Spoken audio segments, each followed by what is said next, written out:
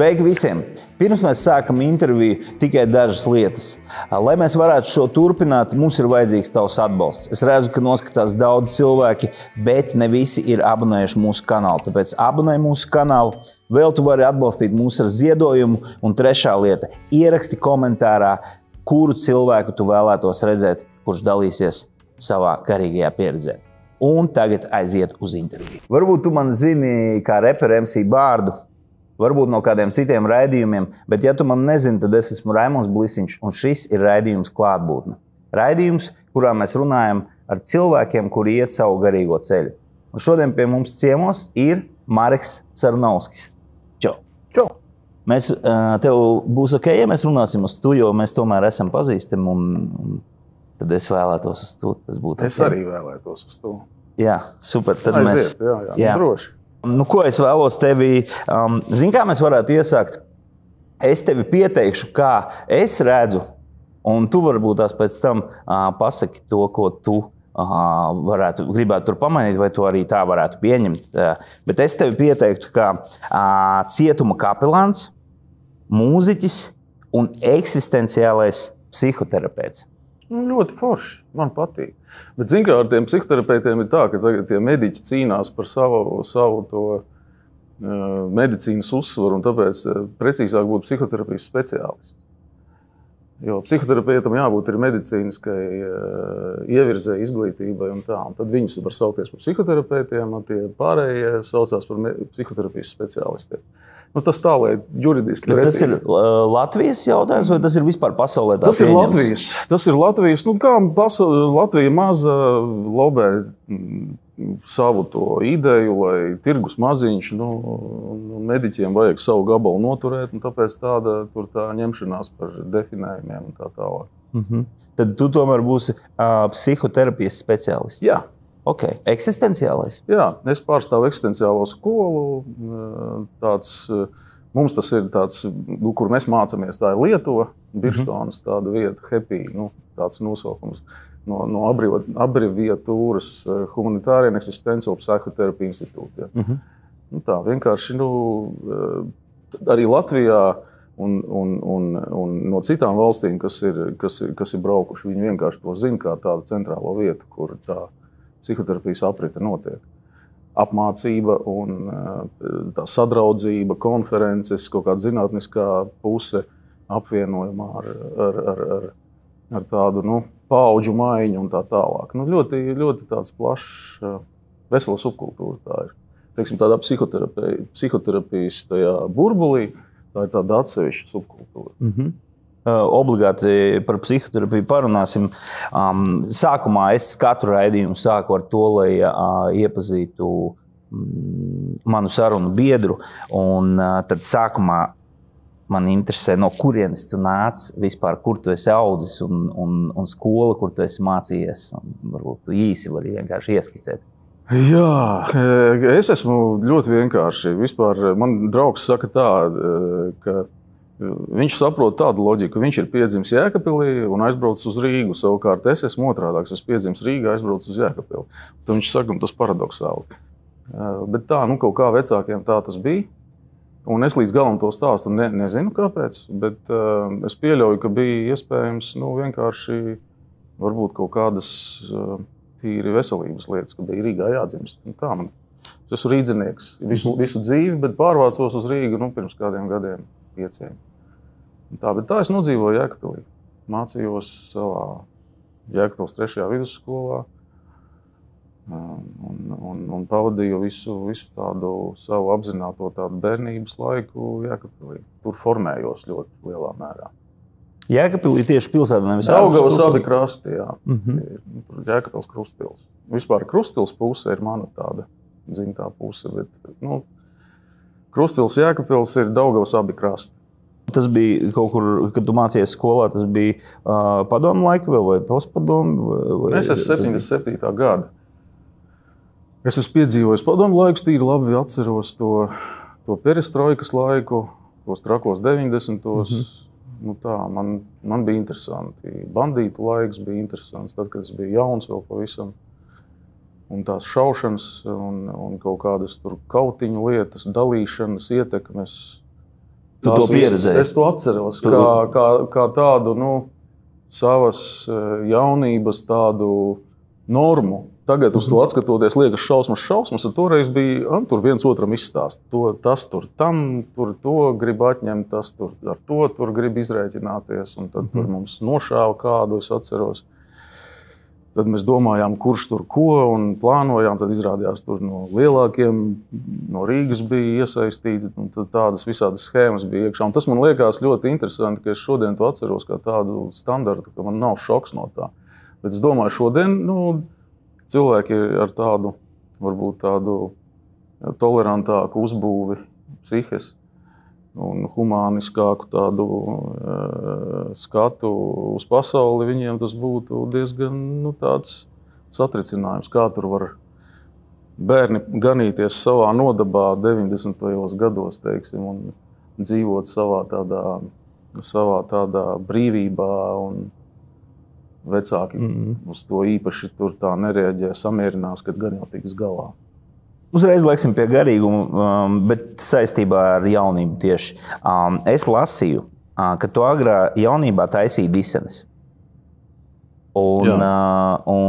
Bet man jautājums par to, kad tu kļuvi, tur arī ir tas laiks, kad tu kļuvi par kristieti, jo nebija tā, ka tu jau bērnībā biji kristīgā ģimenē. Es esmu bērnībā. Nē, tas bija tāds, tas bija tāds laiks, ko es zinu, kā tev pateikšu, ja tu virzi uz to garīgumu, uzreiz iezīmēšu, lai ir kaut kāda tāda no manas puses līnija.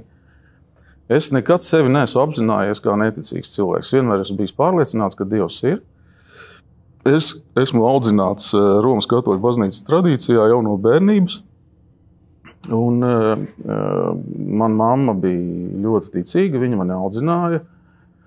Es gāju uz Jēkabpils katoļu baznīcu, tur bija priesteris Bratuškins, viņš ar tiem bērniem, tā iesvētības mācība varētu būt. Kristības es savas neatceros, bet tāpēc, ka bērns bija maziņš, zīdainis, un tas mans bērnības stāsts ir bijis ar garīgu jau saturu, tieši kristietības Romas katoļu baznīcas tradīcijā. Ja? Tātad, bet tas laiks, ko es varētu nosaukt no 16 gadiem, piemēram, tas tāds jaunības stāsts, ja, kad jau tāds ir tāds bravūrīgāks. Tas ir tāds, ka es visu mēģināju pārbaudīt, apšaubīt un kaut kādā veidā kaut ko jaunu darīt. Ja. Un tad es saskāros ar Jēkabpilī ar tādiem arī ticīgiem cilvēkiem, kas ar tādu praksi un Dieva vārda skaidrojumu, Dieva vārda dziļumu un Dieva vārda mīlestību paņēma arī mani tajā jaunības intelekta jau tādā jau domāšanā. Nevis vienkārši, ka tradicionāli no bērnības, ja? Tā kā virzies, jau tradīcijās esi tādās pašsaprotams paliek, inerts viss paliek, ja? Un jau apnīkst un liekas, nekā tur krāsaina nav, tad, kad pieslēdzās intelekts,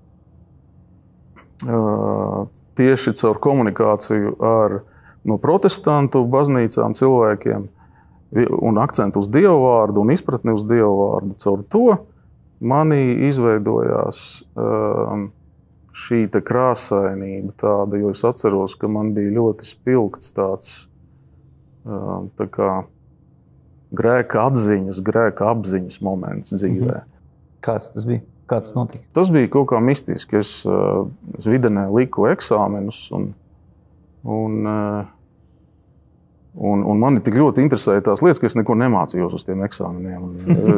Es biju baigi pārņemts ar jautājumiem par Dievu un par to tādu vēsturi mani interesēja, to latvisko kristietības, to daudzkrāsainību, kāda ir konfesionālā, ja, un tā tālāk. Un bija baigi interesanti parunāties ar cilvēkiem. Un kaut kā tas izaicinājums bija no tiem cilvēkiem, ka vajag vienkārši uz to, vajag sākt praktiski iet šo savu dzīves ceļu, kaut kā apzināties, nožēlot grēkus, ķerties pie Dieva vārda, tādas studēšanas, mācīšanās, izpratnes, vairošanas. Un nākamajā dienā es piecēlos, es arī tā pie sevis lūdzu un tā pie sevis tā pateicu, Dievs palīdz man šo ceļu iet.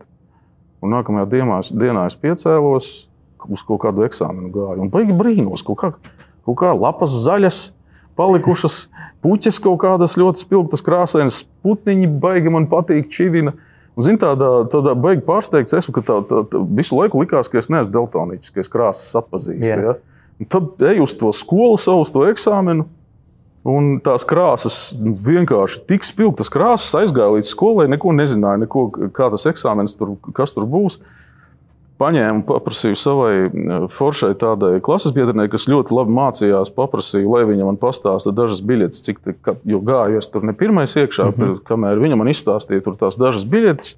Es tā savā nodabā saku, Dievs piedod, ka es tik slings, bet palīdz man nolikt šo eksāmenu. Un viņa man izstāstīja dažas biļetes, es ieeju iekšā, viens no pēdējiem. Izvelku, protams, ne tās, kuras viņa man izstāstīja, pilnīgi kaut kādu tur to biļeti. Es atceros, vēstures eksāmens bija. Un tad es kaut ko rakstu. Tā kā es biju viens no pēdējiem, laikam tā komisija bija jau nogurusi vai kas. Es tur uzrakstu, tik cik es varu tur izfantazēt kaut ko. Pirmo jautājumu, otro jautājumu, priekš trešā vispār man tur nebija ko vairs. Laika pietrūka, man jau jāiet bija atbildēt. Tas izstāsta pirmo jautājumu. Komisija jāštāmāja, pāriesim pie otrā. Man kā reiz beidzās tas teksts, ko tur stāstīja. Tad es otro jautājumu, man tur vēl mazāk. Viņš saka, arī otro tu labi zini, tad pāriesim. Gan jau, ka trešo arī zinu. Es šitā ar galvu nomāju, noliktu eksāmenu, dabūju vienīgais 10. Lūk, jā, tātad garais stāsts par ko? Ja, ka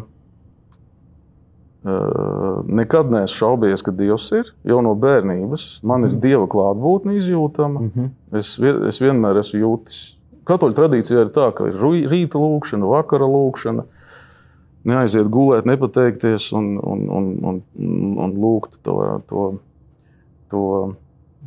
tādu, mani mamma tā audzināja, es to no bērnības darīju. Un pēc tam šitie visi piedzīvojumi ar tādu jau intelekta tādu iedarbināšanu jau ar tādiem dziļākiem jautājumiem, ar izpratnes jautājumiem. Un pēc tam tāda empīriska pieredze, brīnums, notikums, krāsas izmaiņās un pilnīgi sajūta līmenī. Un es tā ļoti holistiski to sajūtu, to tādu. Es nevaru sevi nošķirt, es esmu kādreiz neticīgs. Man ir vēl šitādi posmi, šitādi. Un viņi joprojām man dzīvē ir. Tādi citreiz vairāk intelekts, citreiz vairāk ir kaut kādas tādas, pieredzes, pārdzīvojumi, kuri ir pat neizstāstām un nedefinējami. Tā. Bet es tomēr velku vēl uz tām disenēm. Vienkārši es to izlasīju, tas ļoti interesanti. Tas galvenais, tas ir tādā ziņā, ka skolā bija iespēja paņemt speciālu kabūzīti, kur bija aparatūra, tur varēja tusēt un darboties, un tad skolā arī disenes sākām spēlēt. Un pēc tam Jēkabpilī mums bija tāda saliņa, Krustpils saliņa, tā viņa saucās, un tur disenes spēlēja. Mēs ik pa brīdim arī tur uzspēlējām ar draugiem. Un es izlasīju vienā intervijā, ka tu esi teicis, ka es negribu dancināt dēmonus. Tas bija baigi mistiski. Zini, kā bija? Bija kaut kāda debīla maniera nolikt pudeli pa vidu. Un tad dejoja apkārtai pudelē. Un tad viss kaut kā lika tur tās pudeles, un tur šņābja pudeles, vai es nezinu, citi alus, citas tur vīnu vai ko tur liek. Un man vienā brīdī, vai tā bija kaut kāda psihiska reakcija, kā es to tagad varētu izskaidrot. Ja? Es kaut kā sajūtos, kaut kāds tāds kulta rituāls kaut kāds, ja? Kaut kāds reliģisks akts notiek, un it kā es viņu organizēju, un tāpēc es to tā esmu iepircis. Ka tā kā zin, tāds šamanisma pasākums kaut kāds, tur muzons vai kas, un tur baigi, un tad noliek tās pudeles, tad izdzer, tad kāvās tur visi, un tad man tas kaut kā pārņēma tāda kaut kāda emocionāla tāda neapmierinātība ar to, un tad es pārstāju. Vienkārši beidzi...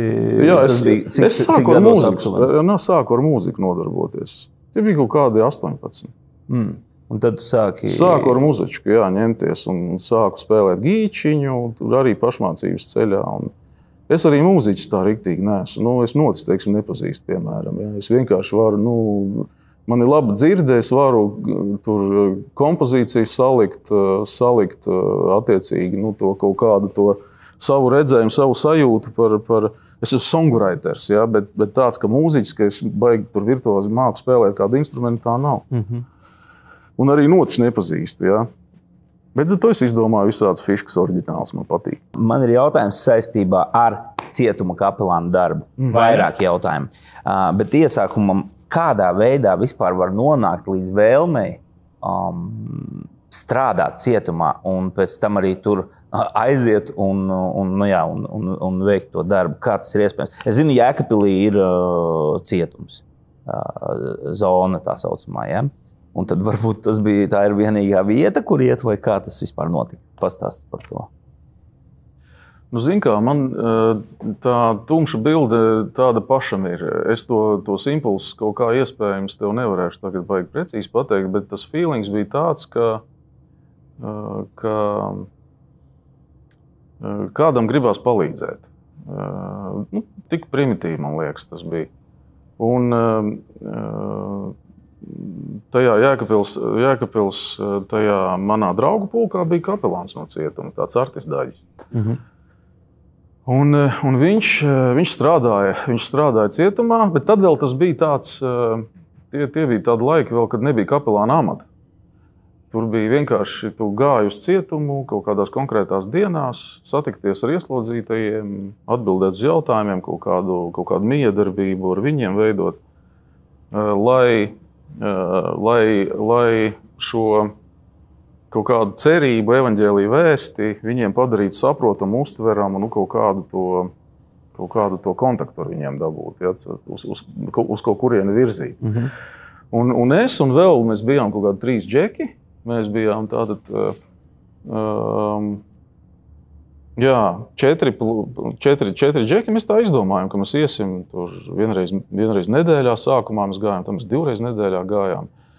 Un kāpēc tas tā iznāca? Tāpēc, ka tas kapelāns teica, nāciet man palīgā, ka viņi cilvēki, kad atnāk no brīvības cietumā, ir uzreiz tā kā svaigs gaiss. Viņam ir ar ko pārnāt, viņam citāds viedoklis, viņam tur iedomājas cietumā, tur viens un tas pats visu laiku. Jā, tur rutīna, režīms, tagad tur ir pionieru nometne, kādreiz bija ļoti grūti tie apstākļi. Un tur bija milzīgs apjoms ar cilvēkiem ļoti šausmīgos apstākļos, ļoti liela saspiestība, ļoti koncentrēta vide. 20 kaut ko. Jā, es ļoti jauns uzsāku. Pēc tam es caur to pieredzi, jau, ka mēs gājām iekšā, sāku iebraukt tajā subkultūrā, jo tas bija pa visu Latviju. Tas piegājiens tāds, ka cilvēki apmeklēja cietumus. Mēs braukājām pa citiem Latvijas cietumiem. Mēs iegājām tajā oficiālajā apritē, mums sāka uzticēties. Mēs sākām organizēt pasākumus arī priekš cilvēkiem, kas atbrīvojas no cietumiem, jo mēs iepazinām daudzus, teiksim, tajā no cietuma dzīves. Tur arī ar radiem iznāk tāda miedarbība, tur tāda daudzšķautņaina tā darbība. Bet tu vēl nebija kapelāns? Es nebiju, nē. Es biju kā brīvprātīgais, kā to nosaukt, vienkārši brīvprātīgais, palīgs, atbalstītājs. Un tad es nodibināju biedrību, tieši, kas uz šiem jautājumiem fokusējās. Mēs organizējām pašvaldībās bieži vien tādus pasākumus publiskus, jo toreiz bija tāda Latvijā arī tāda ļoti liela uzticēšanās un brīvība. Mums aicināja pašvaldības arī, lai mēs uzorganizējam tādus pasākumus publiskus, kur liecības saka bijušie ieslodzītie, viņu tuvinieki, kaut kādas organizācijas, Zilais krusts vai tur kaut kādas, kas ar viņiem nodarbojās. Mēs bijām tādā sadraudzības formā, pieredzes apmaiņā, organizējām tos procesus, un tie baigi labi aizgāja. Bet tas mans stāsts, ka, ja tu man prasi, vai kā man šitās atmiņas, es nezinu, es viņās iegrimstu, un tad es nezinu, kā izrulēt. Tas mans stāsts ir personiskāk, lai tas varbūt skan, jo kuru šis vispār interesē tagad. Zin kā, personiskāk bija tā, man gribējās palīdzēt cilvēkiem, un man tas padevās. Es esmu vispār apdāvināts diezgan daudzpusīgi. Paldies Dievam. Jā. Un tā kā man ir tāds, es domāju, talants, tāpēc arī psihoterapijas virzienā aizgāju, ka es sajūtu, ka tas ir tas, ko es māku darīt. Un tā pieredze, ko es pamazām uztaustīju, man likās vērtīga. Un es tā kā secināju no tā, ka es esmu atradis savu vietu, savu virzību, ka man tajā ir jāpaliek. Tas ir tāds pateicības forma, tāda pateicības forma Dievam par to apdāvinātību, ko viņš man ir devis. Nu, ja tas personiskais, tad šādi es to pateiktu. Un cietumi bija, mēs pēc tam sporta dienas organizējām un viss tāda ļoti kolorīta. Tā vide, kur varēja izpausties, tā bija tāda, tāda vide, kurā tu varēji tā kā spilgti ieiet iekšā ar aicinājumu satikties un ar tevi satikās. Ja, tāda bija tā ideja. Tagad tas ir pilnīgi citādāk. Tas ir stāsts. Tagad ir tāds jau, ka visu pārņem valsts funkcijas, viss notiek caur valstī, caur oficiālām jau tur programmām un tā tālāk. Toreiz tas bija tādā pilnīgi brīvā plūsmā un viss uz entuziasmu bija.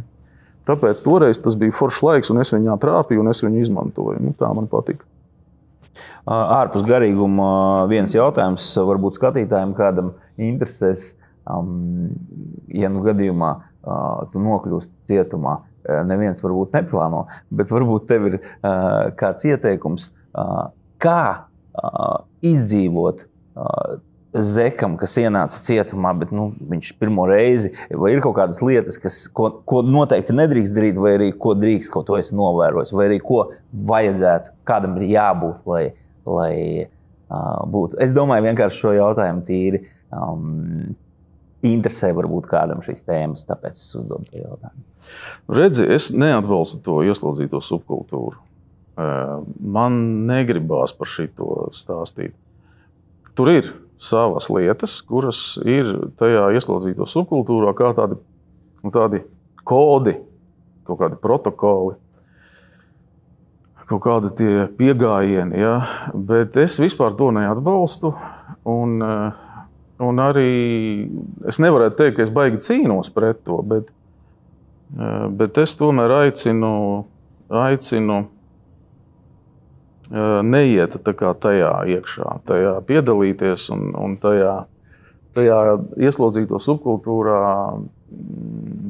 nedod nekādu piešprici. Tāpēc es par to negribētu neko teikt. Ja drīkst. Tas ir tā ir perfekta atbilde.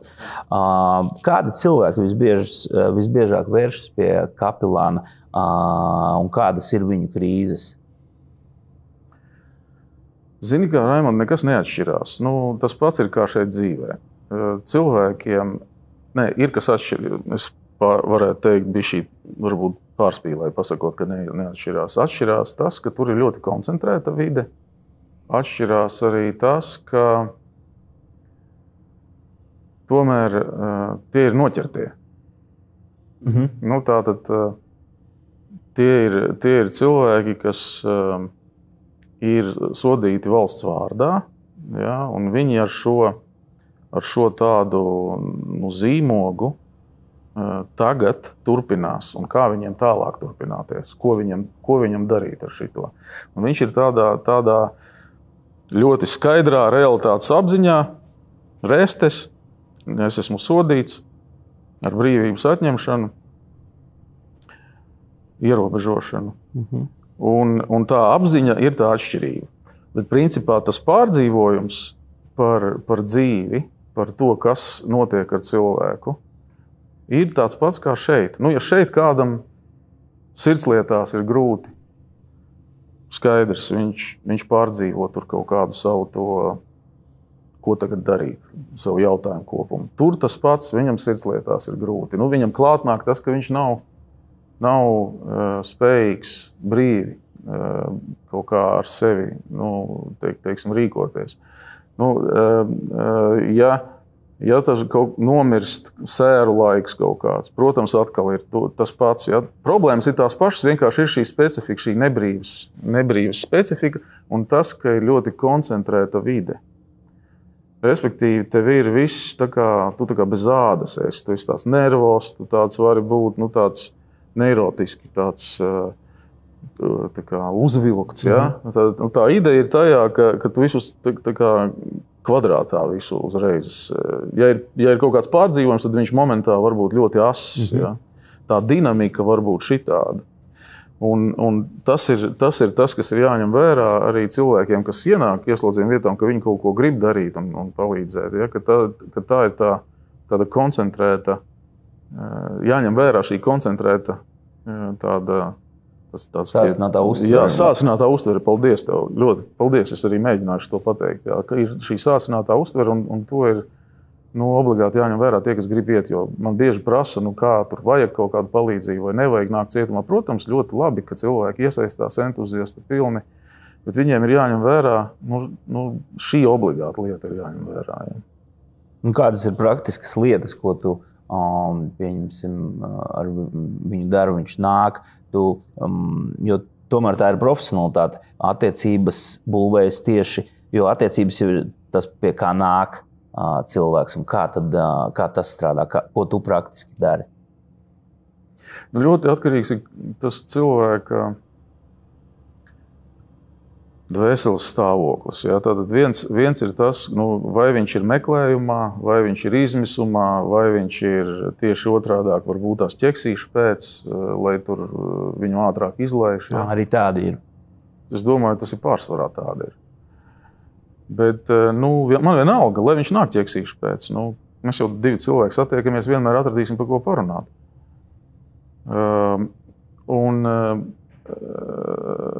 Tātad šis te stāvoklis, tas kaut kā ir jāuztalst. Tur nav kaut kāda mehānisma. Tur iepazīstamies, parunājam. To, ko es gribu uzsvērt, stāstot par to, ka viņi ir tādi paši cilvēki. Viņi ir reāli tādi paši ar tādiem pašiem pārdzīvojumiem, ar tādu pašu kaut kādu mēģinājumu tikt galā ar savu dzīvi. Domāt, kā redzēt, kā skatīties, uz ko skatīties. Un meklējumi ir tādi paši, tā dvēsele cilvēkam. Ir vienalga, vai viņi ir cietumā, vai viņi ir brīvībā. Un es domāju, par brīvībā cilvēki var pat justies tādā pat cietumā, kā arī sēžot cietumā. Tur ir tāda, un otrādāk ir cilvēki, kas cietumā ir tieši, tas ir stulbi tā teikt, ka paldies Dievam, ka es nokļuvu cietumā, jo tagad beidzot es kaut ko sāku rēķināt, kaut ko sāku saprast, kaut kā sāku orientēties par lietām, ja. Tad, kad viņi tā saka, tad, protams, rodās vienmēr tāda skepse bišķiņa, ka tu saki šitā speciāli, jo tad tu domā, ka tas ir pareizais, tas tāds formulējums, tas ir tā kā iemācījies, kā vajag pareizi runāt. Bet dažreiz tas ir no sirds cilvēkam, un viņš tiešām tā domā, un viņš ir iekšēji, viņš to tā jūt, to dzīvi, ka ja viņš būtu palicis brīvībā, viņš vai nu būtu lielākos sūdos, piemēram, nodzēries, vai nonarkojies, ja, un šeit viņš ir vienkārši atgājis, atkačājies, un tā.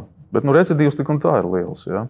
Tādā ziņā es tomēr redzu, ka recidīvs, diemžēl es satieku atkal un atkal, par šitiem saviem 20 gadiem, satiku bieži viens un tos pašus. Tu vēl joprojām strādā? Es strādāju joprojām. Un tas ir 20 gadi, tagad tu esi 20 gadi? Es iegāju cietumā 98. gadā. Es saku 98. gads, pirmo reizi iegājām cietumos ar kaut kādu Ziemassvētku pasākumu.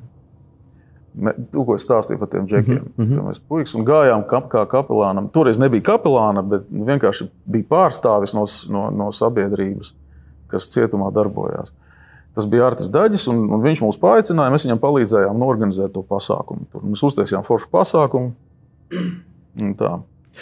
Un tā to es kā atskaites punkts. Tad jau 28. gadā Tricārs būs. Vispār kā tu esi saistīts? Jā, bet kā kapelāns es esmu ap 20. Nu, kā tāds, kas strādā jau ar tādu jau profesionālu pieeju.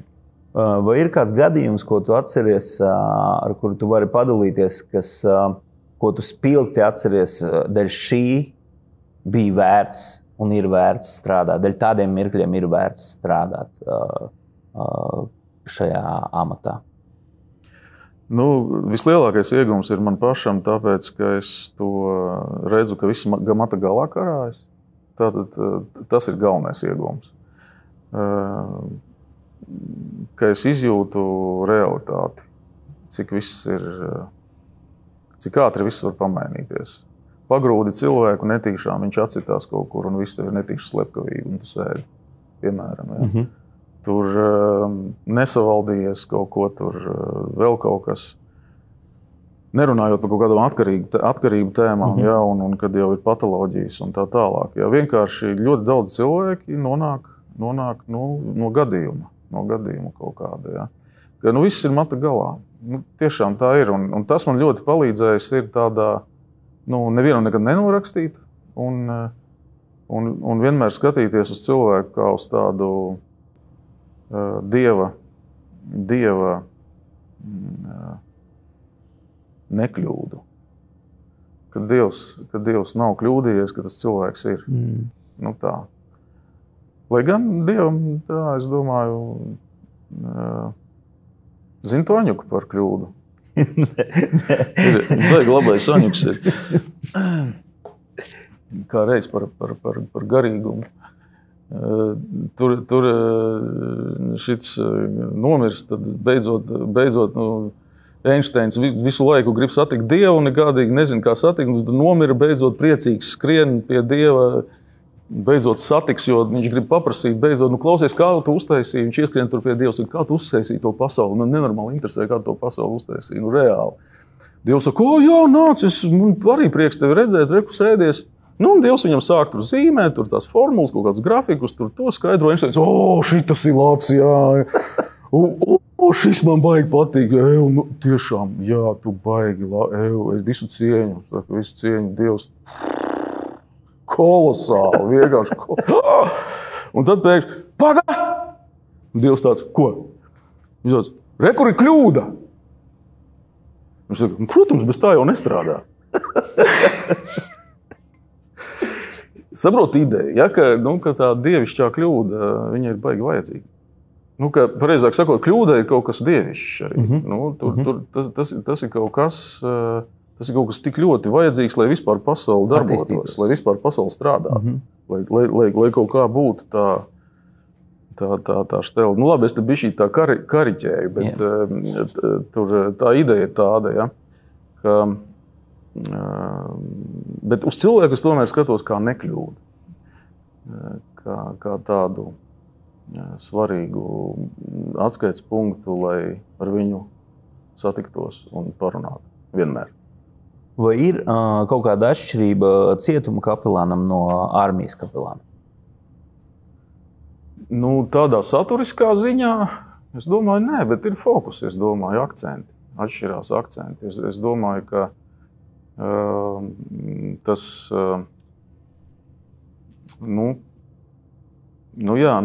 tas tomēr tas ieroču jautājums ir tas, ko varbūt tās uzreiz runāt, vai kapelāns drīkst atņemt dzīvību. Ja. Vai viņš var šaut, vai un kā viņam nebūtu par tādu, par kuru ir jāuztraucās un jāpiesedz viņš, ja? Kā viņam būtu par tādu kurš ir līdzās, ar kuru nav problēmas.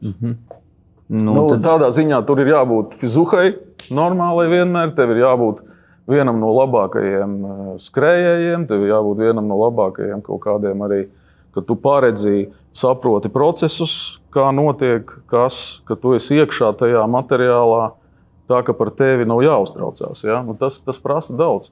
Varbūt tas kā arī jautājums principā viņš atšķir šīs tēmas. Vienkārši par karu, ja tev nav pretenzijas, tādu jautājumu.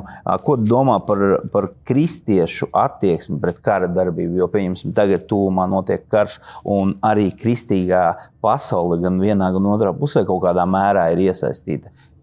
Cik ētiski vispār kristietim ir tā kā karā iesaistīties? Vai... Ja šis jautājums vispār tev ir pats? Nē, tas jautājums ir saproti. Romas katoļu baznīca kādreiz runāja par aizsardzības karu. Tagad viņi arī to ir tā sagriezuši, ka principā jebkāda vārdarbība nav pieņemama. Teiksim, Romas katoļu baznīcas pozīcija ir vismaz iepriekšējā pāvesta Franciska, un tagad, es domāju, Leo arī tas pats būs, viņš turpinās to, ja, ka nekāda vardarbība nav pieļaujama. Un te ir tā mana konflikta daļa ar Romas katoļu baznīcu, ar to mācību, ar to interpretāciju, ar to izpratni, jo es tomēr pieturos pie tā vecā tāda Romas katoļu baznīcas uzsvara, ka aizsardzības karš ir pieļaujams. Un tad tur ir visādi nosacījumi. Tā ir vesela liela tēma vispār, kuru, starp citu, būtu interesanti, ja cilvēki mēģinātu par tām lietām iedziļināties, viņiem būtu interesanti palasīt tieši šo Romas katoļu baznīcas skatījumu. Viņš ir ļoti dziļš, pārdomāts, man ļoti viņš patīk. Bet tagad ir ļoti kategoriski, ka vispār nekāda vardarbība nav pieļaujama. Ja? Un te ir tas, kā, teiksim, kristīgā pasaulē atkal pozicionējas. Ja? Jo būs, es domāju, kaut kāds protestantu gals un iespējams vēl kaut kādi tādi viedokļi, kas uzsvērs, ka vārdarbība ir pat nepieciešama. Piemēram, likums pats par sevi ir vārdarbība. Mēs taču neatceļam likumus. Viņi arī ir vardarbīgi. Ja tu darīsi šitā, būs šitā, un ja tu šitā nedarīsi, tad būs šitā. Būs vardarbība pret tevi. Tad likums jau pats jau gēnā jau ienes šo spēka pozīciju. Ja? Līdz ar to tā ir tāda kristīgajā baznīcā viena no tēmām, kurā būs ļoti kontroversāli. Jo, ja es nevaru leģitīmi sevi aizstāvēt vai nevaru sevi aizsargāt leģitīmi, ja, tātad manī nav drošības, mans apdraudējums it kā kļūst kā tāds gandrīz vai izējas punkts, jo agri vai vēl es būšu apdraudēts. Agri vai vēl tas notiks. Pasaulē ir agresīva, pasaulē ir šis viss sadilst, viss kļūst par putekļiem. Ja? Šis nāves klātbūtne un tāda entropija, tā to nosaukt. Ja? Entropijas likums, entropijas princips pats par sevi pasaka, ka viss iet uz beigām. Ja? Un tad tam ir jāpretojās. Ko nozīmē pretoties? Bez agresijas, bez spēka pozīcijas, bez kaut kāda spara, tas nav iespējams. Un te uzreiz ir tas, un te ir tā diskusija, ja? Kurā brīdī cik ir jādarbojās pretī. Tad tomēr kristietis, pēc tev es saklausu, ka tomēr ne tikai ētiski būtu, bet pat vajadzētu aizstāvēties. Jā, un vēl ir saprot, te ir instinktu līmenis, kurā tu pat ilgi nedomāsi, vienkārši aizstāvēsies. Un kāds tagad ieskries, man skries ar beisbolu nūju, un ko tad es ieslēgšu kaut kādu lotosa pozu un gaidīšu, kad man iebliezīs, ja? Nekad. Vai nē, un tā. Respektīvi, tieši tā, es domāju, tā instinktu, par to vispār mēs nerunājam. Mēs te runājam par to jau saturu, kā sevī samierināt šo Dieva stāstu par mīlestību, ja? Un šo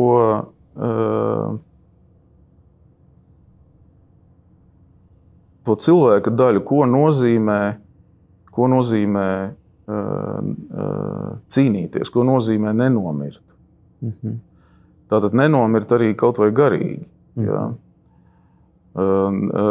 Tagad baigā ņemšanās ir Izraēlas un Palestīnas šitie jautājumi visi. Jā. Politiski diskusijas notiek un tā, bet tur bez šīs reliģiskās vēstures izpratnes vispār rietumu pasauli uz to skatās, kā uz tādu kaut kādu ģeopolitisku, uz kaut kādu kaut kas tagad notiek tā kā tās idejiskās vai ideoloģiskās saknes, jo viņas nav ģeopolitiskas, viņas ir reliģiskas. Jā? Tur ir no Mūzes laiks, šī apsolītās zemes iekarošana ir Dieva vārdā. Ja? Tātad Dievs viņiem ierāda apsolīto zemi, viņi paklausa Dievam, viņi atnāk uz savu apsolīto zemi, ja? Izgājuši no verdzības. Ja? Respektīvi, viņi ir pārliecināti, un tad tur lasi to veco derību, un tu redzi, ka Dievs grib, lai viņas tur tās visas tautas izkauj vienkārši. Ja? Brutāli. Un kad tu lasi tā dziļāk to visu, kā vēl, un tie ebreji vēl neizdara tā, kā Dievs grib, un Dievs ir dusmīgs, ka viņi pažēlo tur kaut ko un neizkauj. Ja? Un, protams, un no otra gala ir šis Dieva mīlestības stāsts, nevis izdzīvošana, kā Izraēla tautas izdzīvošana, bet šis Dieva mīlestības stāsts, kur Kristus un Dievs pats atdod sevi, ja? Upurē sevi, lai es un tu varam turpināties. Un kaut kā ļoti rūpējas un mīl to cilvēku. Karš ir konflikts, grūti risināms jautājums arī no ētikas viedokļa. Un, es vismaz saklausu šeit. Bet Katoļu baznīca ir ļoti smalka par šo lietu. Ļoti, ja kādu interesē, palasiet Katoļu baznīcas tieši pirmā līdz otrā Vatikānas koncila pozīciju un pēc otrā Vatikāna koncila pozīciju. Ļoti interesanti, kādi uzsvari tiek salikt un kā tiek interpretētas lietas. Ļoti interesanti. Tomēr turpināsim par psihoterapiju. Kā tu nonāci līdz terapijai, vispār līdz psihoterapijai? Vai tu pats sāki iet terapijā un saprati, ka pēkšņi, wow, tā ir interesanti? Vai tu uzreiz jau saprati, par ko ir runa un gāji mācīties apzināti? Man tas padevās, un es domāju, to cilvēku redzēju. Un man vairāki draugi teica, ka tu cīnies tur ar sekām, principā. Cietumā. Jā. Un tu, teiksim, savu to apdāvinātību kaut kādā veidā šitien nerealizē. Ja? Un tad tas bija tas tā. Pamēģināju, sapratu, ka jāpamācās, jāiebrauc bija šī tēmā, jo tā eksistenciālā psihoterapija tomēr ir jānošķir no tādas doktrinālās, kaut kādas reliģiskās vai doktrinālās, dogmatiskās kristietības tādas struktūrām un schēmām. Ja? Un eksistenciālās psihoterapijas tas fokus tomēr ir fenomenā, cilvēku pārdzīvojumā un arī tajā subjektivitātē, ja? kas ir kaut kas diezgan priekš reliģijas, tas ir tāds diezgan vienmēr, viņi iesmīna vienmēr par to, ka viņš tur subjektīvi kaut ko piedzīvo, pārdzīvo. Ja, tomēr ir objektīvās patiesības, ir dogmatiskais stāsts, ir kristietība vienīgā patiesība, vienīgais ceļš ir, un Kristus ir un tā, un rekur ir, un tā, to arī tur moči aizēja izsūdz grēkus, aizēja tur uz kaut kādu, tur vēl kaut kādu, tur priesteri parunājies vai mācītāji vienalga. Ja. Un tāds diezgan tāds paklausības ceļš, un tā struktūra ir tāda ļoti tāda. Savukārt, tas psihoterapeita stāsts ir atkal citāds. Un tas uzdevums ir to vienmēr zināt un saprast, cik lielā mērā ko integrēt. kādā veidā. Vai psihoterapiju var nosaukt arī par garīgu procesu? Ko tu saproti ar vārdu garīgums vispār? Un vai tas attiecas uz psihoterapiju? Jā, šis ir tas lielais jautājums. Jā. Šis ir tas lielais jautājums. Jo, labi, es sākšu ar to, ko es saprotu, un tad varētu būt tā, ka es tā saviem vārdiem vienkārši mēģināšu, ja, kā es to uztveru. Tātad, tas ir kaut kāds koncentrēšanās veids uz iekšēju pieredzi.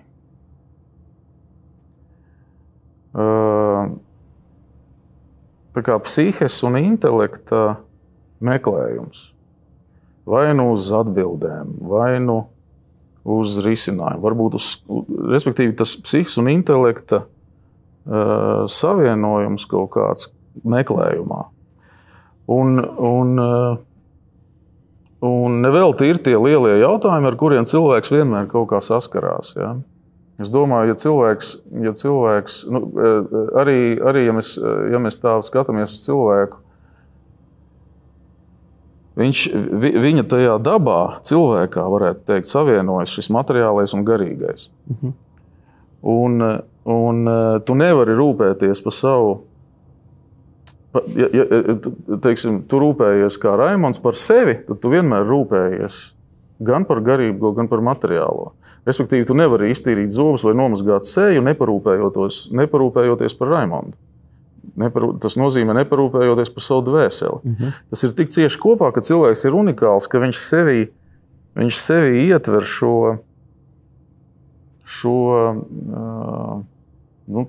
tā es to laikam arī saukšu noslēpumu, ka tikko tu nošķir materiālo no garīgā, nav cilvēka. Saproti ideju? Ka cilvēks, viņš ir dvēseles un miesas vienība. Viņš nav dvēsele, kaut kāds tur spoks. Ja? Un viņš nav miesa, pieņemsim līķis. Ja? Bet viņš ir dvēseles un miesas vienība. Un tas nav, ka viņas ir detaļas. Tā kā saliec divas detaļas kopā, ja, un ir cilvēks. Tur ir kaut kāds noslēpums. Un tas ir tas garīgums, ir tas, ko var atpazīt caur šo cilvēka tādu koncentrētu. Tā ir kaut kāda spēja, ka cilvēks koncentrēti kaut kā meklē savā iekšējā kosmosā, savā iekšējā pasaulē ļoti būtisku kaut ko, ļoti būtiskas atbildes. Ja? Tas ir baigais fenomens. Jo, principā, ja tu palaidīsi cilvēku kaut kādā, tur es nezinu, stepē, vai kur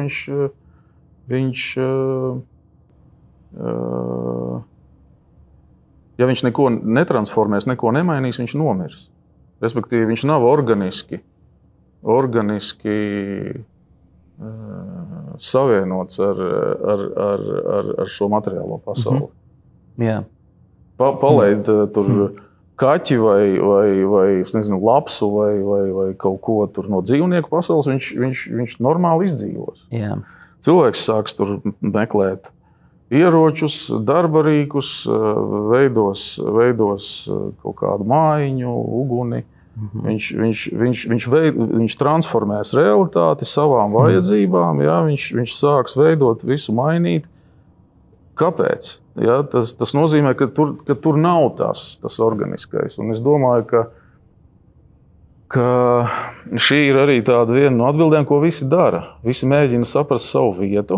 Ja? It kā mēs sakam, mēs mēģinam izdzīvot, mēs mēģinam tur sagādāt nākotni, tur kaut kādu bērniem uzlabot kaut ko. Ja?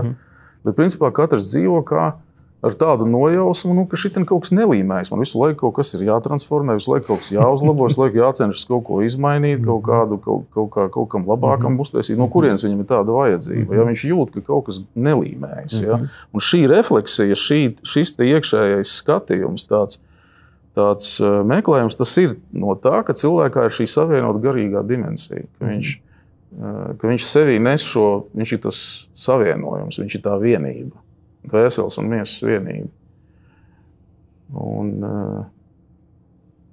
un apmēram kaut kā uz to pusi. Es kaut kur aizpildīju. Es gribēju kaut ko pateikt, bet aizpildīju. Es vienkārši jūtu, ka mēs virzamies jau uz otro intervijas galu, uz beigu pusi, un tomēr es vēlos pajautāt par vienkārši, vai tu iesaki nobeidzot šo terapijas tēmu, jo īstenībā var iečekot arī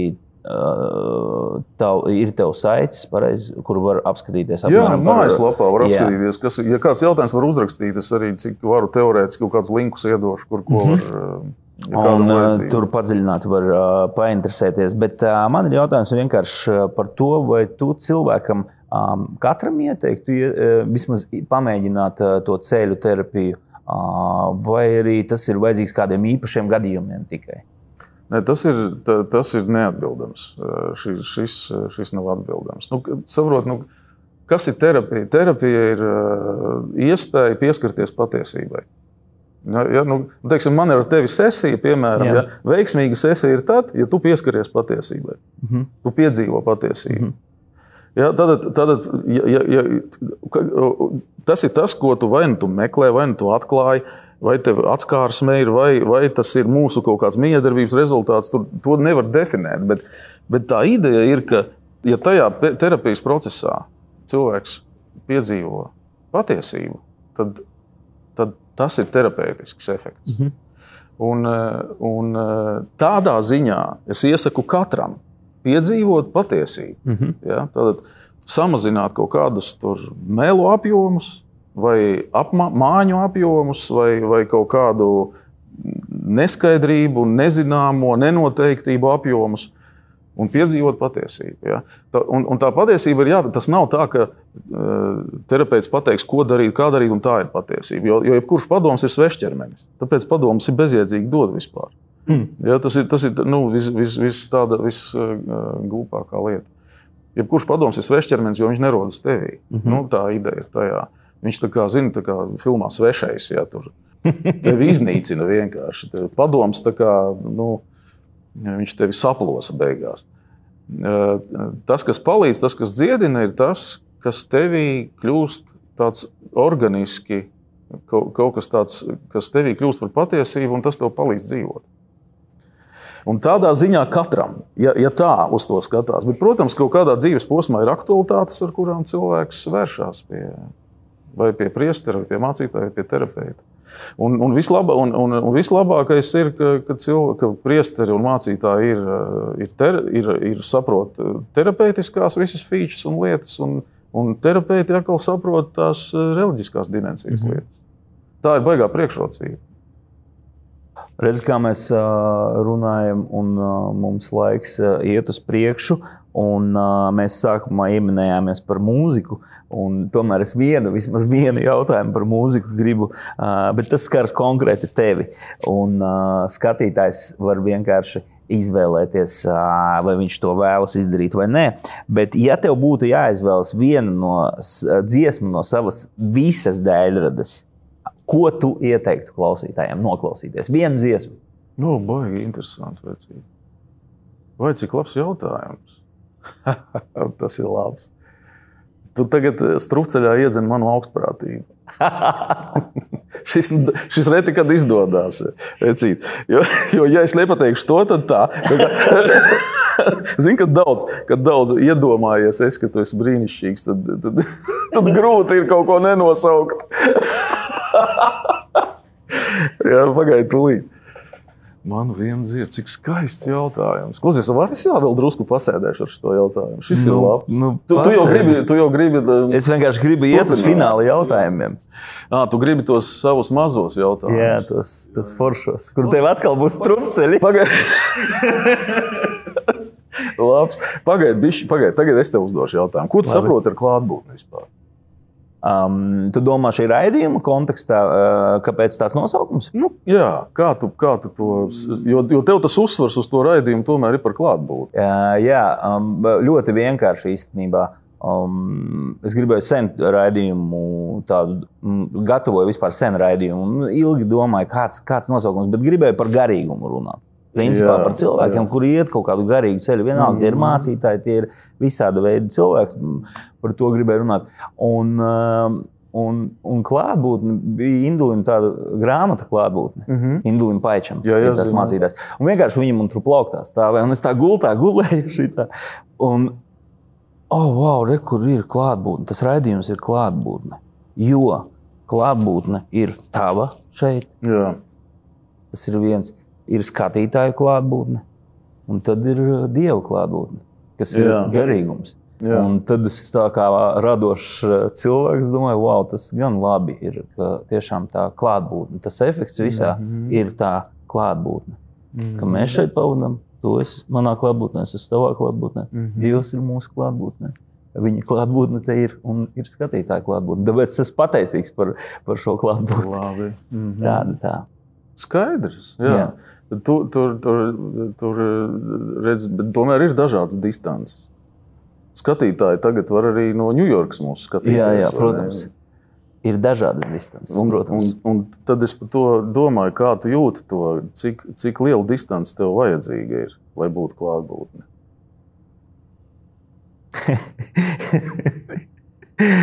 Man ir šī distance, sarunas distance. Okay. Tā ir tā man.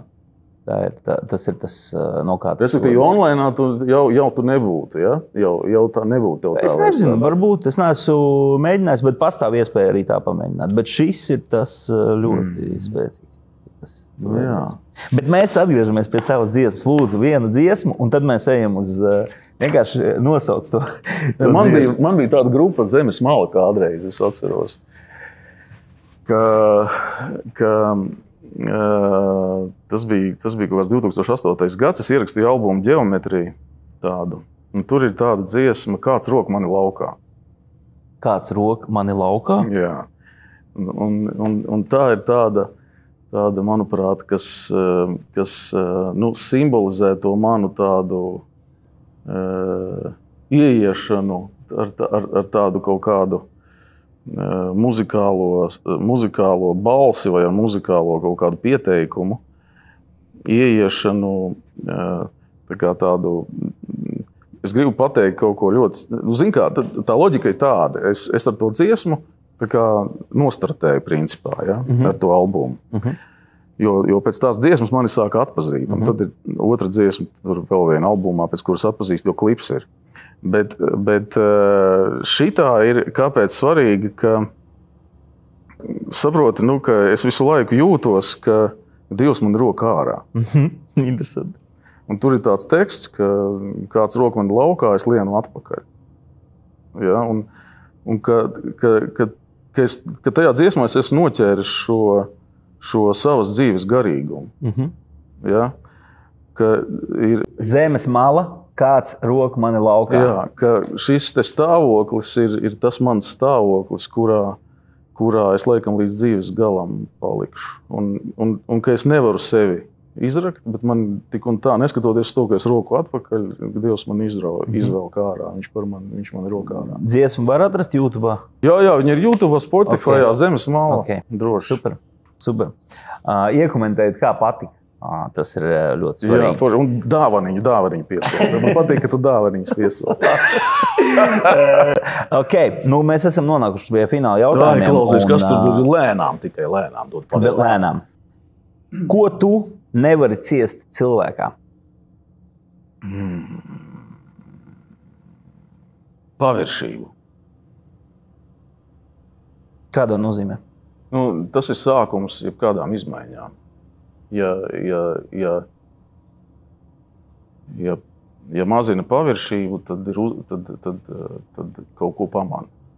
Bet ja cilvēks atsakās, ja cilvēks visu laiku turpina būt paviršs, tad es nevaru ciest. Tas ir tāds varbūt pārāk spēcīgs forma, bet ja cilvēks turpina ilgstoši būt paviršs, tad viņš agri vai vēlu ignorē sev būtisko, un nekādas izmaiņas nenotiks. Un tāpēc tas ir galvenais, ko es novērtēju cilvēkā uzreiz. Un ja viņš kļūst mazāk paviršs, tad līdz ar to es varu teiksim, miedarbību uzlabot un kvalitāti.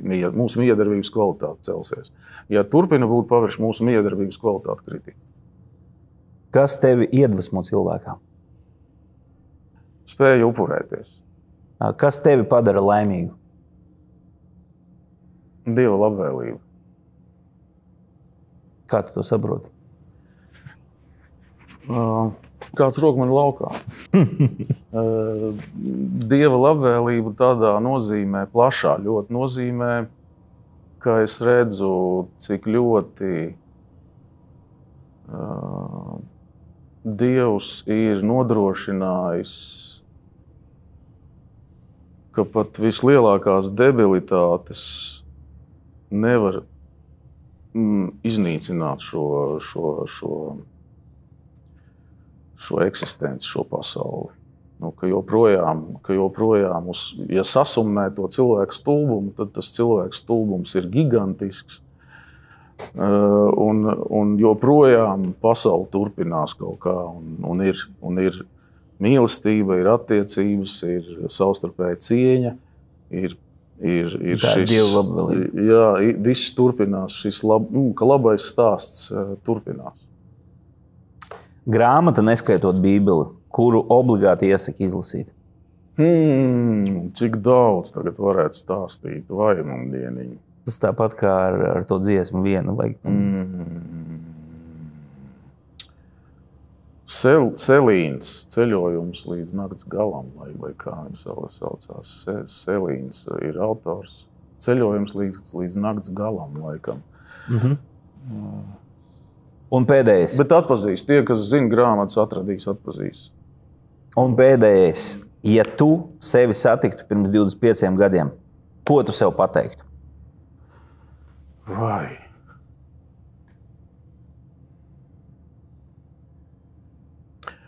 Es teiktu tā, Marek,